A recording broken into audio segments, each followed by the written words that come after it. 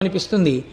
ఒక్కసారి వెళ్ళి భ్రమరాంబ అమ్మవారి యొక్క శ్రీచక్రం ముందు కూర్చుని ఏ తల్లైనా కుంకుమార్చన చేస్తే ఎన్ని జన్మలకి కూడా పూర్ణంగా 3 తరాలు చూసి హాయిగా 10 మంది చేత పండు ముత్తైదువా అనిపించుకుని ఎవరింట్లో బిడ్డ పుట్టిన ఆవిడ కట్టి విప్పిన చీర పట్టండని తీసుకెళ్ళి అంత సంతోషపడిపోయేటట్టుగా వాళ్ళ జీవనం నడిచి వృద్ధాప్యంలో హాయిగా భర్తగారి తొడ మీద తల పెట్టుకుని ప్రాణం విడిచిపెట్టగలిగినటువంటి అదృష్టం కలుగుతుంది.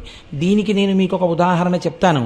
మీకు జ్ఞాపకం ఉందో లేదో, నేను భాగవతం చెప్పే రోజులలో ములుగు హనుమంతరావు గారిని హైదరాబాద్ నుంచి ఒక మహానుభావుడు ఇక్కడికి వచ్చారు. వారి భార్య గారికి క్యాన్సర్ వచ్చింది. క్యాన్సర్ వచ్చి హాస్పిటల్లో పెట్టి రేడియం ట్రీట్మెంట్ ఇచ్చారు. రేడియం ట్రీట్మెంట్ ఇస్తే ఆ తల్లి చాలా శోషించిపోయారు. ఆవిడ పేరు కూడా గిరిజాదేవి. సర్వమంగళ